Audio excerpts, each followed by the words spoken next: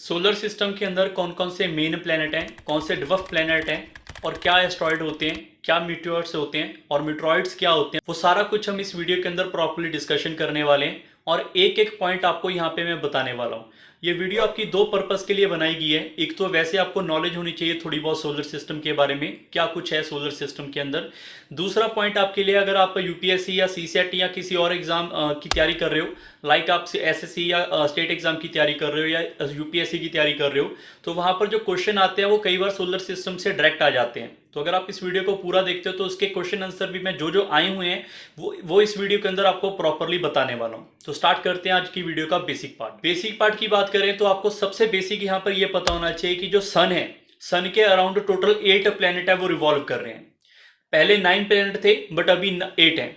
International astronomical union ने 2006 के अंदर जो प्लूटो प्लैनेट था, जो मेन प्लैनेट में काउंट होता था, उसको ड्वार्फ प्लैनेट के अंदर कन्वर्ट कर दिया है। उसकी कुछ प्रॉपर्टीज होती हैं, जैसे मेन प्लैनेट की अलग प्रॉपर्टीज होती हैं, ड्वार्फ प्लैनेट की अलग प्रॉपर्टीज होती हैं। तो वो प्रॉपर्टी सिमिलर नहीं हो पाई थी प्लूटो की, इस वजह से उसको ड्वार्फ प्लैनेट के अंदर इस ऑर्गेनाइजेशन ने, जो कि नॉन गवर्नमेंट ऑर्गेनाइजेशन है, इसने उसको डिक्लेयर किया है as a dwarf planet. International astronomical union, जिसका उद्घाटन जो है 1919 में हुआ था फ्रांस पेरिस में, जहां पर अभी इसका हेडक्वार्टर है। इस ऑर्गेनाइजेशन का मेन ऑब्जेक्टिव क्या है? मेन ऑब्जेक्टिव है एडवांस एस्ट्रोनॉमिकल रिसर्च, और जितने भी रिसर्च होते हैं उसको प्रमोट करना और एजुकेशन को through out the global corporate करना। तो ये इसका बेसिक पॉइंट है। अभी हम बात करते हैं एस्ट्रॉयड की। एस्ट्रॉयड क्या होते हैं? जैसे इनर प्लैनेट होते हैं कुछ, इनर प्लैनेट आउटर प्लैनेट क्या होते हैं वीडियो के आगे जाके हम डिस्कस करेंगे। बट अभी के लिए सिर्फ इतना समझ लो कि एक इनर प्लैनेट होते हैं, एक आउटर प्लैनेट होते हैं। उसके बीच में स्मॉल बॉडीज होती हैं, काफी छोटी छोटी बॉडियां। वो एक रिंग बनाई हुई है उन्होंने अपनी। वो रिंग जो है वो काफी छोटी छोटे पार्ट्स बने होते हैं। वो सर्कुलर पार्ट नहीं हो सकते, स्फीयर पार्टिकल नहीं हो सकते, वो किसी भी शेप में हो सकते हैं। जरूरी नहीं है कि वो स्फीयर ही होगा, जैसे प्लैनेट हमारे स्फीयर शेप के अंदर है। बट वो जो हमारे पास एस्ट्रॉयड होंगे वो जरूरी नहीं है स्फीयर शेप के होंगे, वो किसी भी शेप में हो सकते हैं। वो भी सन के अराउंड जो है वो रिवॉल्व करते हैं। स्मॉल बॉडीज होती हैं और रॉकी बॉडीज भी होती हैं, उसको बोलते हैं एस्ट्रॉयड। जो एस्ट्रॉयड होते हैं वो काफी छोटे होते हैं एज कंपेयर टू प्लैनेट। और सबसे बड़ी बात आपको बता दूं, एस्ट्रॉयड के अंदर एक ऐसा प्लैनेट भी है जिसको ड्वार्फ प्लैनेट भी बोला जा रहा है आजकल, जो कि सबसे बड़ा एस्ट्रॉयड है, उसका नाम है सीरियस। और जितने भी एस्ट्रॉयड आपस में मिलेंगे, एस्ट्रॉयड जितने भी आपस में मिलेंगे मिलकर एक ये बेल्ट बना लेते हैं, जिसको बोलते हैं एस्ट्रॉयड बेल्ट।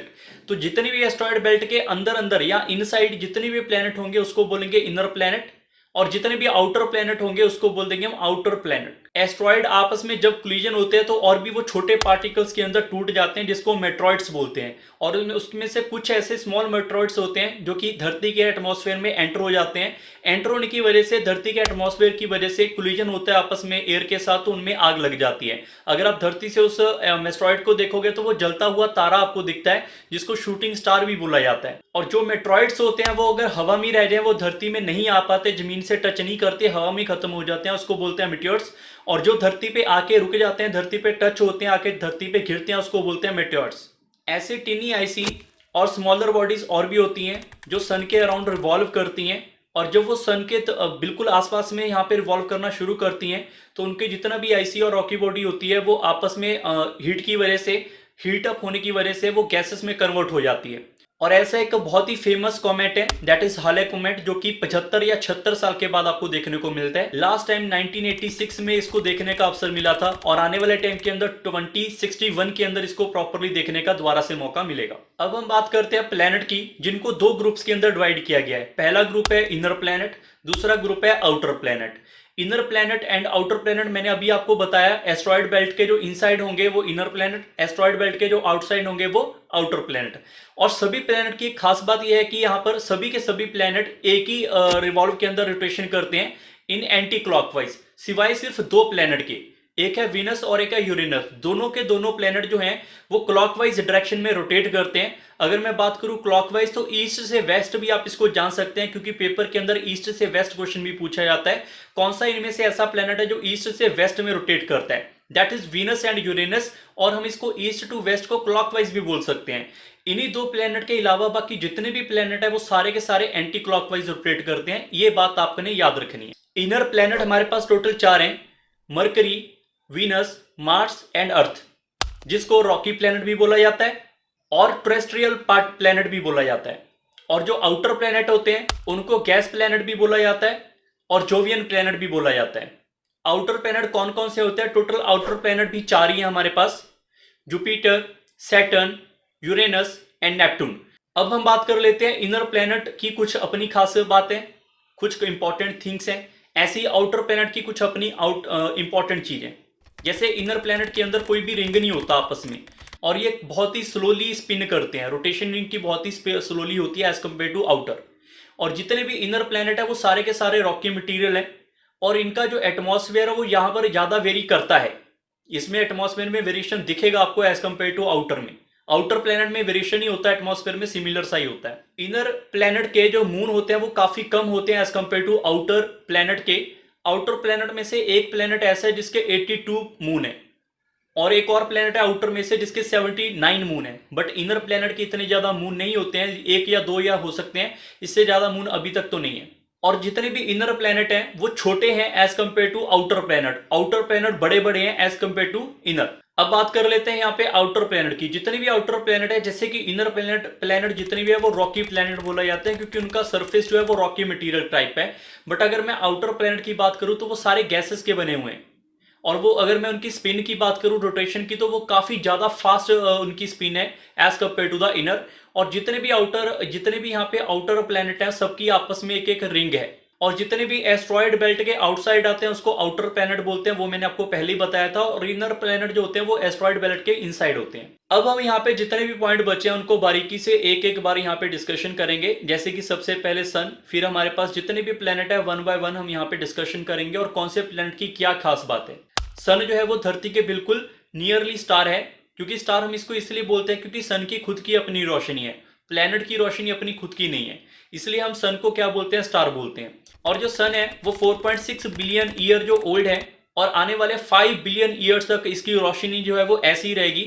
बट आगे जाकर इसका जो शेप, इसका कलर जो है वो रेड में कन्वर्ट हो जाएगा, और उसके आगे जाकर ये रेड से व्हाइट ड्राफ्ट में चेंज हो जाएगा। सन की आउटर लेयर को कोरोना बोलते हैं, और जो हम आई से देख सकते हैं विजिबल पार्ट होता है सन का, उसको बोलते हैं फोटोस्फियर। ये आप दोनों वर्ड्स याद रखेंगे पेपर पॉइंट ऑफ व्यू से।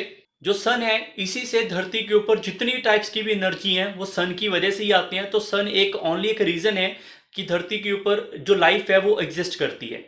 और अगर सन से धरती के ऊपर लाइट आनी होगी तो नियर बाय इसको 8 मिनट के अप्रोक्सीमेट लगते हैं। सन का 3/4 मतलब 3/4 ऑफ द पार्ट जो है वो हाइड्रोजन से घिरा हुआ है, और बाकी जो बचा हुआ पार्ट है वो हीलियम से घिरा हुआ है।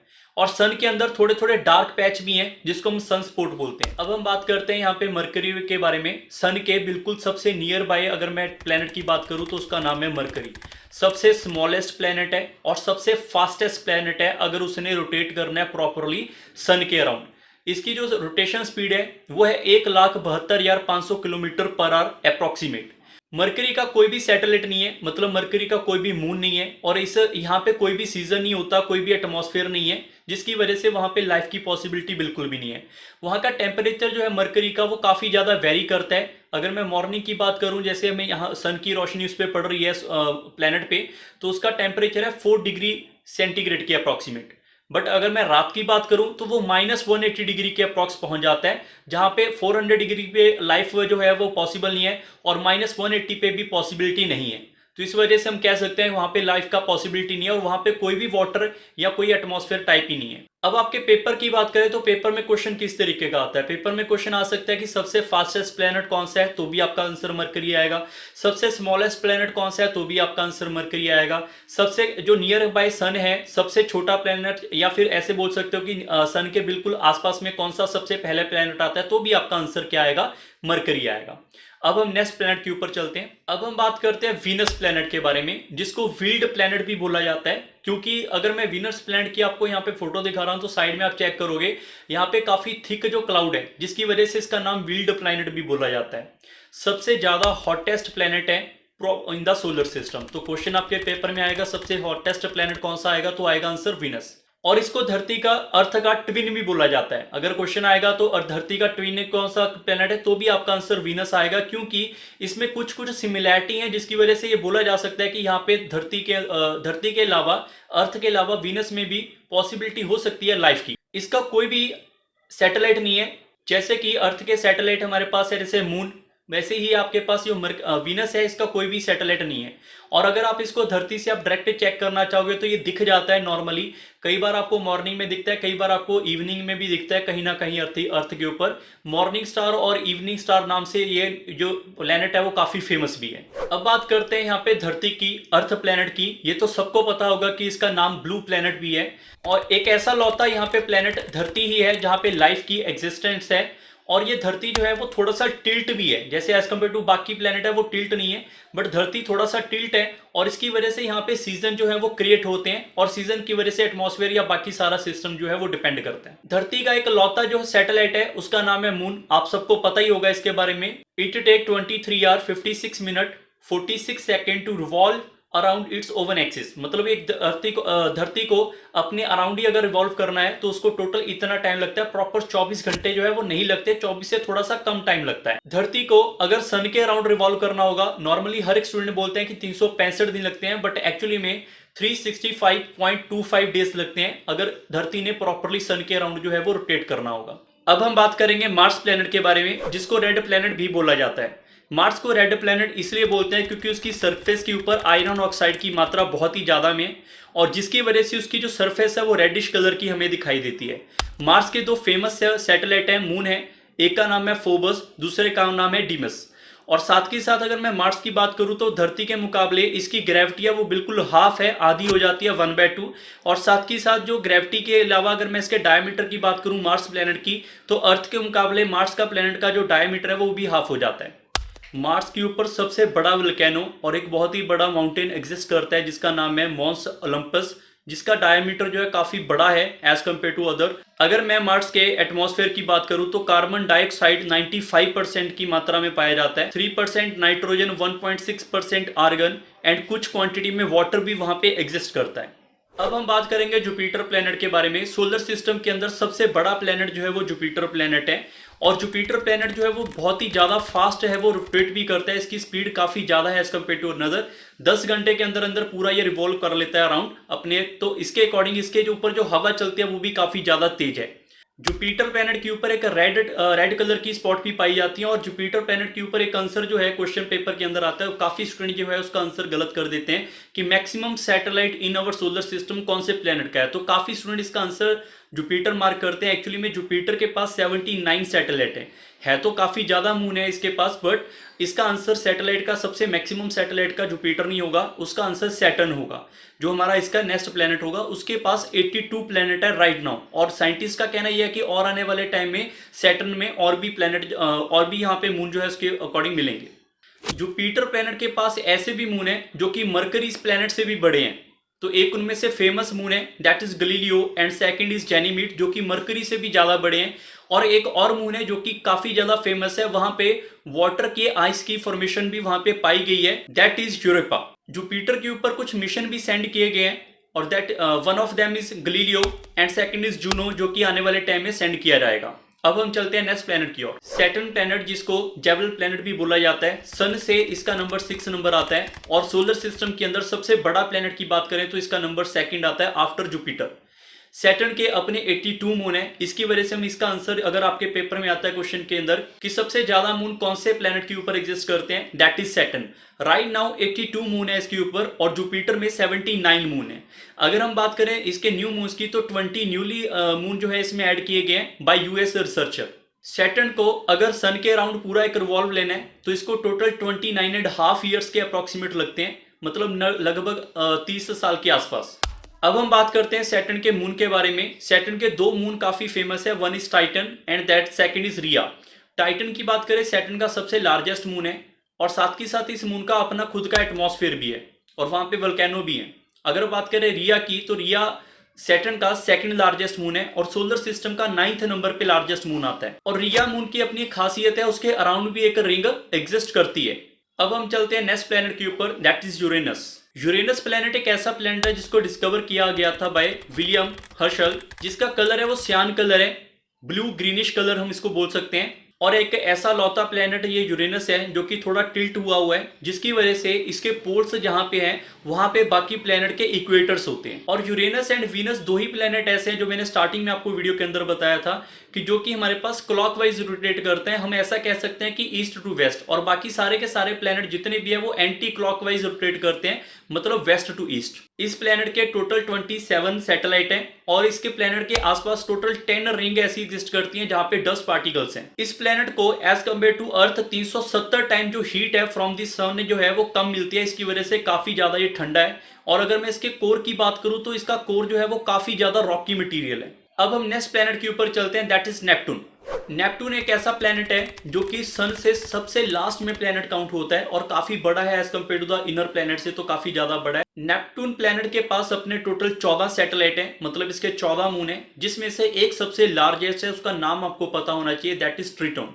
नेपटून प्लेनेट के ऊपर बहुत ही ज्यादा एक स्टॉर्म चलते हैं, that is called great dark spot. Neptune का कलर जो है वो ब्लू है because of the methane. Methane की मात्रा बहुत ही ज्यादा है वहां पे, इसकी वजह से उसका कलर जो है वो वहां पे आपको ब्लू दिखता है। और नेपटून ही एक ऐसा लौता अभी तक का प्लेनेट फाउंड किया गया है जो कि मैथमेटिकली प्रेडिक्शन से फाउंड हुआ है। Due to the Uranus orbit, उसके ऑर्बिट के अंदर कुछ हलचल थी वहां पे, कैलकुलेशन की वजह से ही ये वाला प्लेनेट तक पहुंच पाए हैं। और एक ऐसा लौता प्लेनेट है जो कि मैथमेटिक प्रेडिक्शन से फाउंड किया गया है। सिंपल वर्ड्स के अंदर हम ये जान सकते हैं, जैसे धरती के ऊपर, अर्थ के ऊपर एक साल है, और एक साल को अगर मैं 165 से मल्टीप्लाई कर दूं 165 ईयर्स, तो इतने साल के अप्रोक्सीमेट लगते हैं नेपटून को सन के अराउंड अपना एक रोटेशन पूरा करने के लिए। नेपटून और सन की अगर मैं दूरी की बात करूं तो वो नियर बाय 4.50 बिलियन किलोमीटर की दूरी है इन दोनों के आपस में। नेपटून को अगर आपने डायरेक्ट आई से देखना होगा तो वो पॉसिबल नहीं है, काफी ज्यादा दूरी है इसकी। और साथ ही साथ नेपटून एक ऐसा प्लेनेट है जो सबसे ज्यादा विंडी है, मतलब इसमें हवा जो है वो सबसे ज्यादा चलती है। अब मैं आपको ओवरव्यू बताता हूँ यहाँ पे सोलर सिस्टम के अलावा जो आपके क्वेश्चन आ सकते हैं पेपर के अंदर, वो कहाँ से आ सकते हैं और क्या क्या चीजें आपको और भी पता होनी चाहिए। तो मैं एक ओवरव्यू देता हूँ, आप इन चीजों को नोट कर सकते हैं। सबसे पहले सोलर सिस्टम के अंदर टोटल एक सन है और 8 इसमें प्लेनेट है, जिसके बारे में अभी हमने प्रॉपर डिस्कशन की है। इसके अलावा 181 मून है राइट नाउ। टोटली इसमें 5,66,000 एस्ट्रॉइड पाए जाते हैं और 3,100 कॉमेट पाए जाते हैं। कॉमेट मैंने आपको स्टार्टिंग में बताया था क्या होते हैं। टोटल हमारे पास 5 ड्राफ्ट प्लेनेट हैं। एक तो मेन प्लेनेट से हमने जिसको ड्राफ्ट प्लेनेट बनाया था that is Pluto, and 4 other हैं। एक है उसमें से सीरीज, एंड एक है हमारे पास इरिस, एंड 1 इज मेक एंड लास्ट इज होमे। और ये पांचों के नाम आपको पता होने चाहिए। ये आपका कंप्लीट मैंने अभी आपको सोलर सिस्टम बताया है। अब हम चलते हैं क्वेश्चन आंसर्स के ऊपर। आप ट्राई करें, अगर आपको आंसर पता है तो अपने दिमाग में सोच सकते हैं। अभी मैं आपको एक एक क्वेश्चन यहाँ पे बताने वाला हूँ, लगभग 15-20 क्वेश्चन करेंगे, जिसके अकॉर्डिंग आपको प्रॉपरली सोलर सिस्टम के बारे में थोड़ा एक रिवीजन भी हो जाएगा और आपके क्वेश्चन भी आंसर यहाँ पे तैयार हो जाएंगे फॉर द नेक्स्ट एग्जाम। तो सबसे पहला question, which planet is nearest to the earth, that is the Venus. Which planet known as a evening star or morning star, that is also Venus. Which planet is the largest in our solar system, that is the Jupiter. Second largest is the Saturn. Which planet has the maximum moon, that is the Saturn right now with 82 moons. Which is the hottest planet in our solar system, that is again Venus. Which planet have the ring outside? अब आपको इसके बारे में पता होना चाहिए कि जो प्लेनेट है उसके आउटसाइड रिंग कौन से पे होते हैं, जो आउटर प्लेनेट है। इनर प्लेनेट के ऊपर रिंग नहीं है, बाकी सभी पे आउटर प्लेनेट के ऊपर रिंग अवेलेबल है। 4 प्लेनेट हमने डिस्कस किए थे, that is Jupiter, Saturn, Uranus and Neptune. Which planet has the maximum volcano, that is again Venus. Which planet do not have moon, that is Mercury and Venus. Which planet spin backward relative to the other planet, that is again Venus. Which planet has the approximate same land mass as Earth, that is a Mars, जिसकी वजह से हम उसको twin भी बोलते हैं। First person to reach space, that is Yuri Gagarin in 1961, and the first female is Valentina Tereshkova in 1963. Solar system is located in which galaxy, that is Milky Way. That is the first video. I hope आपको काफ़ी कुछ सीखने के लिए यहाँ पे मिला होगा। आने वाले टाइम के अंदर हम और भी ऐसी वीडियो इन्फॉर्मेटिव आपके लिए बनाने वाले हैं इस यूट्यूब चैनल के अंदर, तो इसको ज्वाइन कर लो और कमेंट करके जरूर बताएं कि ये वीडियो आपको कैसे लगी। मिलते हैं जल्दी यहाँ पे नेक्स्ट वीडियो के अंदर। Bye bye, take care.